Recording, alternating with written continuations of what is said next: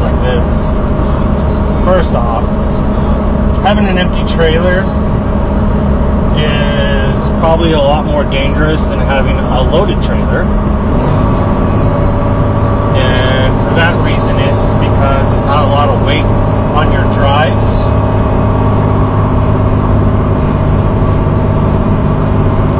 So right now I'm empty, which I have more of a chance to lose traction.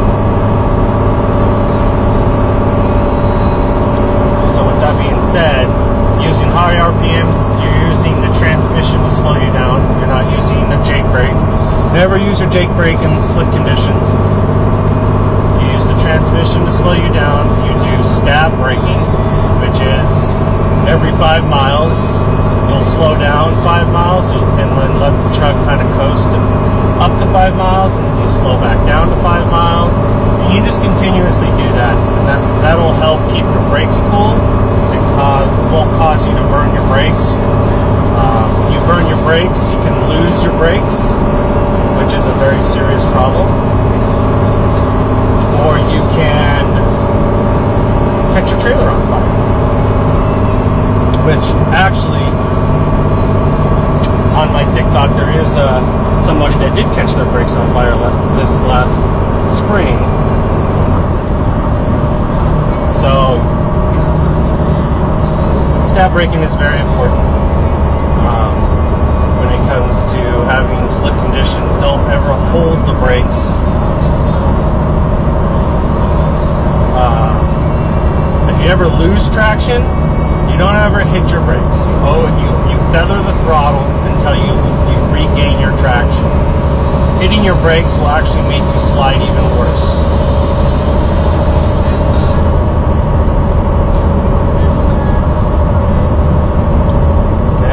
Up here, you're notorious to seeing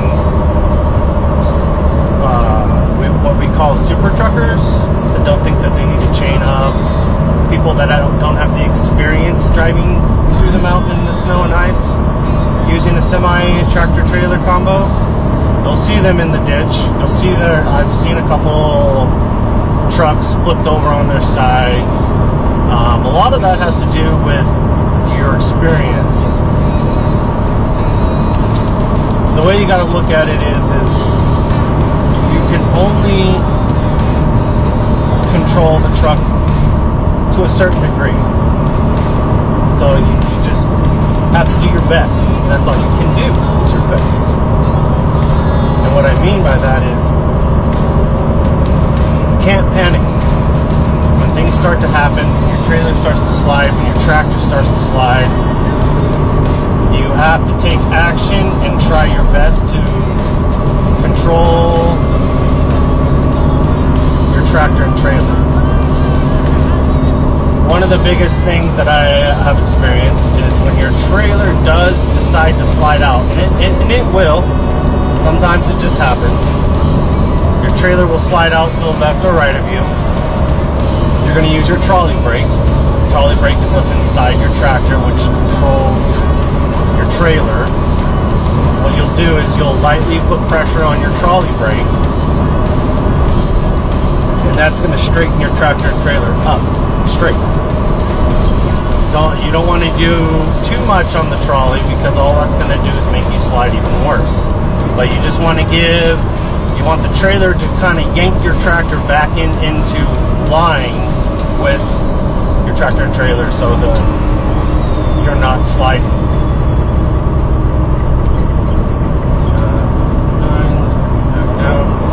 Having high RPMs is very important as well. Like if you are going to brake traction, when you have a higher RPM, you are less likely to have a lot more breakage when it comes to your traction. So if I'm at 15,000 RPMs, let's say 16,000, 17,000 RPMs, all right, and my tractor breaks traction, tractor's only going to go up to like 23,000 RPMs, you know, and from the time I'm at 17 or 18,000 RPMs until I get to 20 RPMs, that's how much traction I'm going to lose. Now, if I'm down at like 10,000 RPMs and I break traction and I'm hitting 20,000 RPMs, that's a lot of traction that you're losing. And like this right here, these vehicles are going to get me stuck because they're going so slow, and I need the momentum to get up this hill.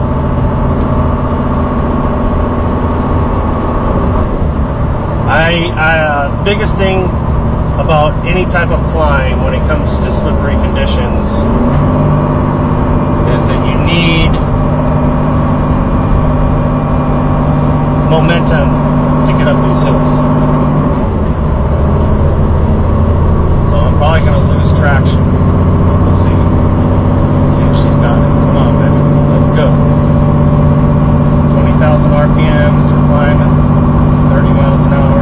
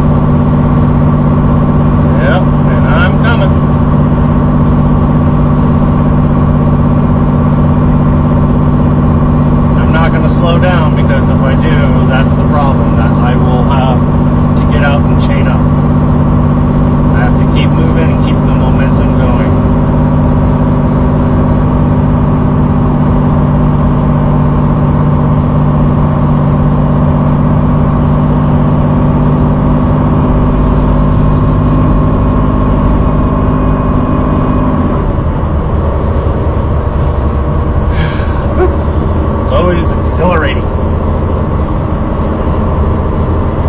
But right now I have more of a chance to break traction and not be able to climb these hills, these inclines, because I am empty. On the way back, it'll be a lot easier for me, not having to worry too much, as I'll have more weight on my drive axles.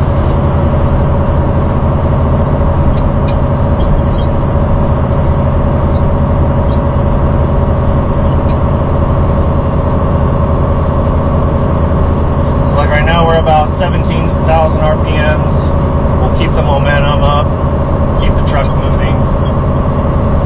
I've had experiences with, I've trained a couple drivers for our company, and he was climbing a hill. I was behind him, and there was a truck in front of both of us, and the truck slowed down, he slowed down, they both got stuck. I went around both of them and got to the top of the mountain.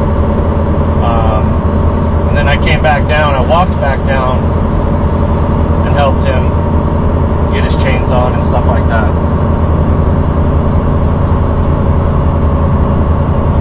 So here shortly, you're going to see a lot of tractors or semis that are stuck because a lot of people don't know how to chain, and that is one of the reasons. See, I'm slipping a little bit.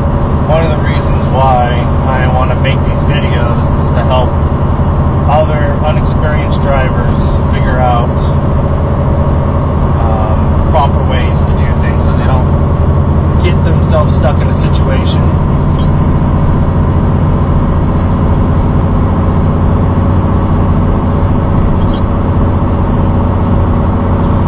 We'll see. I might have to chain up tonight.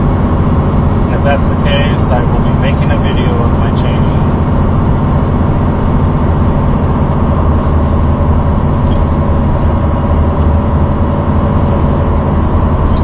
But I should be able to make it all the way down the mountain without chains. This is the part that you gotta use your stab braking, because we have, I think it's a 6% grade. Let me see, the sign's right here.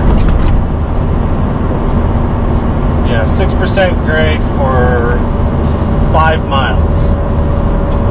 And most of the time, this mountain on this side is covered in snow and ice. So you just got to be able to understand that you have to slow your tractor and trailer down with a proper sequence so that you do not burn up your brakes. Even in the snow, you can catch your trailer on fire.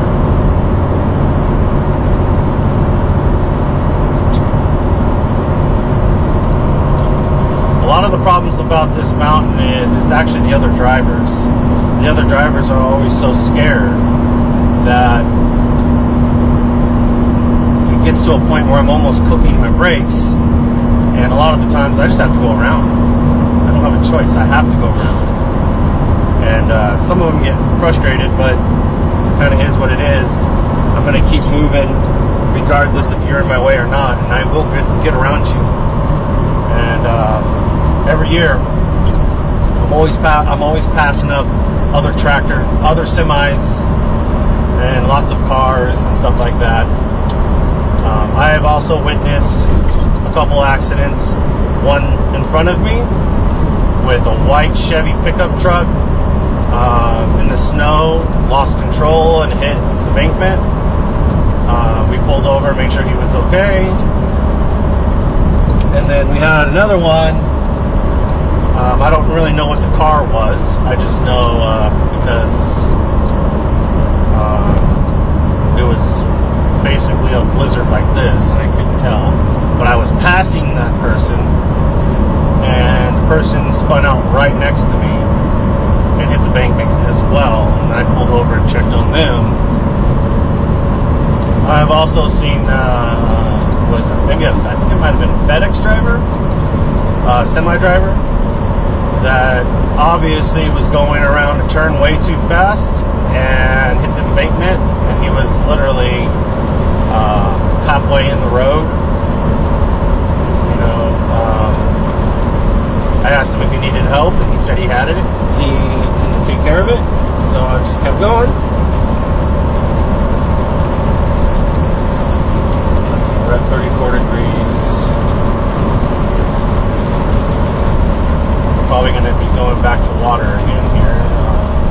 So we'll see, I don't know. I've actually had to run my chains all the way from our warehouse in Portland and run them all the way back to where I live in Redmond, which is where our tractor gets parked, our tractor and trailer for day delivery, for the daytime crew.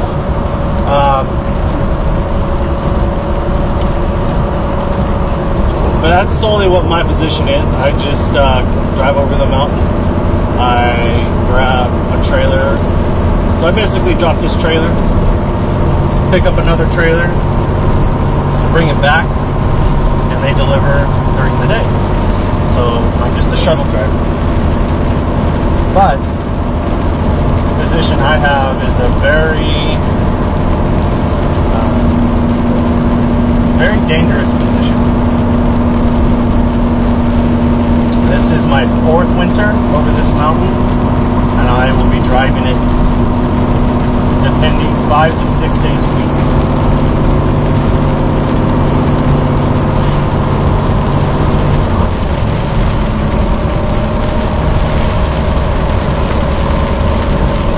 So it looks like we're slowly getting back to rain. All the snow that's on my truck will melt off.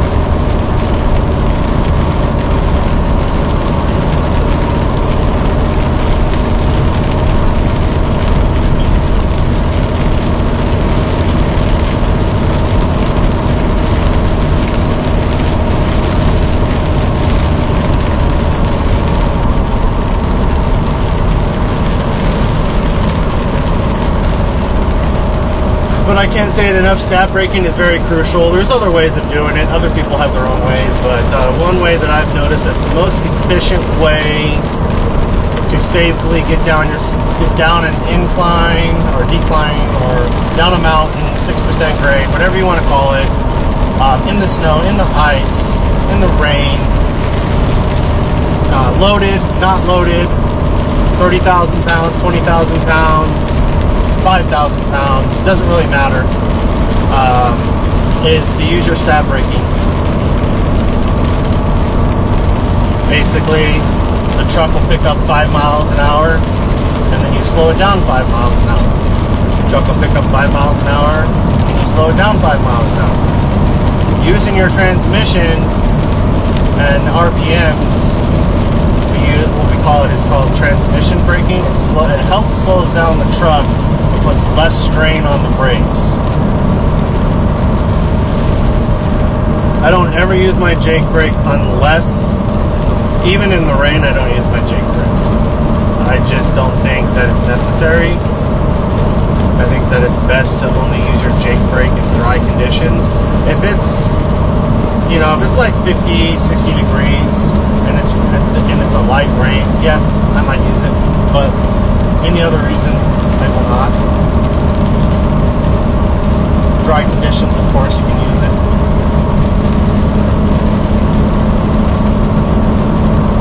But it looks like we're almost at 40 degrees now, and all the snow on the truck will fall. On the way back, I can almost guarantee you I'll probably end up having to chain up. We'll